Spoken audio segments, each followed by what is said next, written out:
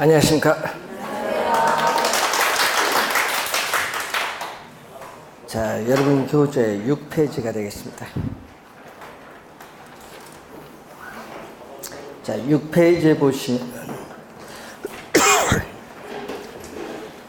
자, 1번 문제 부동산학의 기초에 대한 그런 내용이 되겠습니다. 자, 이 부동산학의 기초에 관련해서 출제가 만약 되면요, 우리 뭐 개념 정도 많이 묻죠, 부동산학.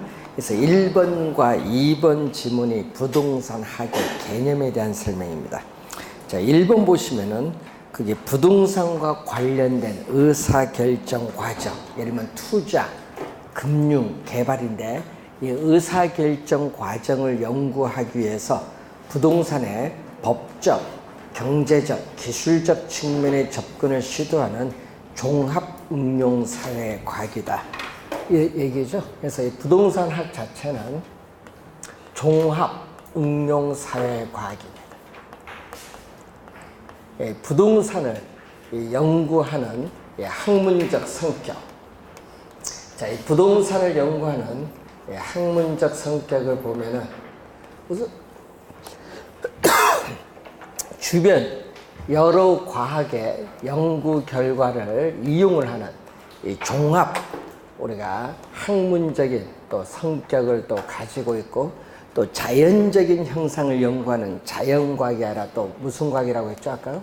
사회, 종합 응용 사회과학이다.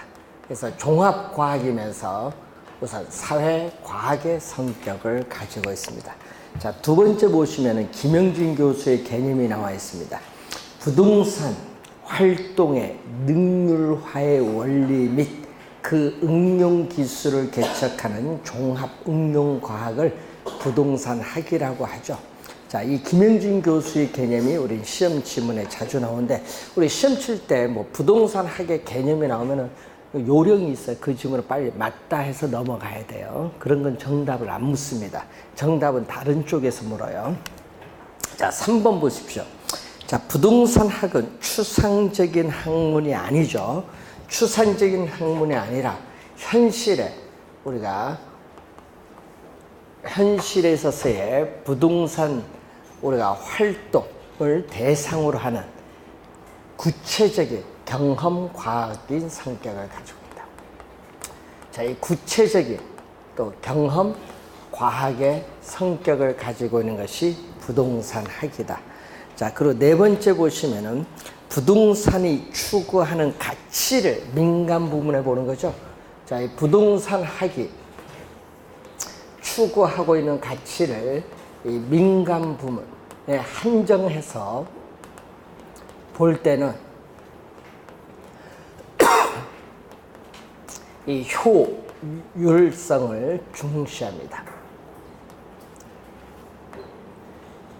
민간 부문에 한정해서 볼 때는 효율성을 중시하고, 또 민간 부문이 아닌 또 공공 부문, 자, 이 공공 부문을 우리가 볼 때는 효율성도 중요하지만 또 여기는 뭐를? 효율성도 중요하지만 또 형평성을 고려하지 않을 수 없어요. 그래서 이 효율성과 형평성이 부동산이 추구하는 양대 산맥의 2대 가치입니다. 그래서 부동산과 인간과의 관계를 개선하는 것을 목적으로 할 때 이 효율성, 형평성이 추구하는 가치로서 상당히 중요한데, 민간 부문에 한정하여 볼 때는 뭐죠? 효율성입니다. 4번 정답이고, 부동산학은 순수 과학과는 달리 복잡한 현실의 여러 가지 부동산 문제를 해결하고자 하는 응용과학이다. 순수 과학이 아니다. 뭐 여러분이 물리학이라든지 이러한 순수 철학과 같은 순수 과학이 아니라 응용 과학으로서의 또 학문적 성격을 가지고 있다. 이렇게 보시면 되겠습니다. 자, 부동산학의 학문적 성격이죠. 따라서 4번이 정답이고, 2번 또 틀린 것을 묻는데, 1번은 또 부동산학의 개념이죠. 토지 및 그 정착물에 관하여 이 토지 및 정착물과 관련된 직업적 물리적, 법적, 금융적인 여러 가지 측면을 연구하는 학문을 부동산학이라고 하고, 부동산학은 여러 분야의 학문과 연계되어 있다는 점에서 종합 학문적인 성격을 가지고 있습니다. 또 부동산학은 복잡한 현대의 부동산 문제를 해결하기 위해서 학제적, 학문적과 또 제도적 접근을 취하는 전문적인 학문 영역으로 등장을 하였죠. 1970년대 초에 등장을 했습니다. 이 부동산학은 토지와 건물을 대상으로 탐구하는 학문이라는 점에서 우주와 지구의 기본 원리를 탐구하는 물리학, 지구과학과 같은 순수과학이라고 할 수 있다. 순수과학이 아니라 현실의 부동산 활동을 대상으로 하는 구체적인 경험과학이면서 또 부동산 문제를 해결해 나가기 위한 응용과학이다. 응용과학이죠.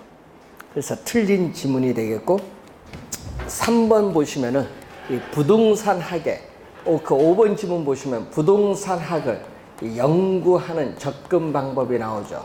5번 지문 보시면 이 접근 방법에서 인간은 이성적이고 합리적인 존재라고 가정을 해요. 합리적인 존재라고 가정하고 이 비용의 최소화, 수익의 극대화를 추구를 한다. 즉 자기 자신의 이윤의 극대화를 추구한다는 그러한 가정하에 나타나는 그러한 방법이 바로 뭐죠? 의사결정이죠. 그래서 투자, 금융개발 등에 요즘 많이 활용되고 있는 의사결정, 접근 방법에 대한 설명이 바로 5번 지문. 자, 3번 문제로 갑니다. 틀린 것은 과학을 순수 과학과 응용 과학으로 구분할 때 부동산학은 현실의 부동산 문제를 해결하기 위한 응용 과학입니다. 응용 과학. 그리고 부동산학의 연구 대상은 크게 둘로 나눠볼 수 있죠.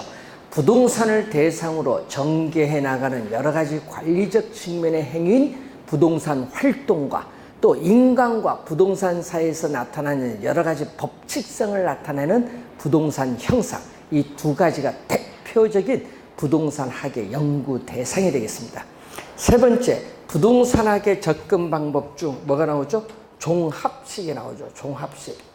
자, 이 김영진 교수는 부동산학을 연구할 때 이 종합식 접근 방법을 우리가 또 중요시 여기죠.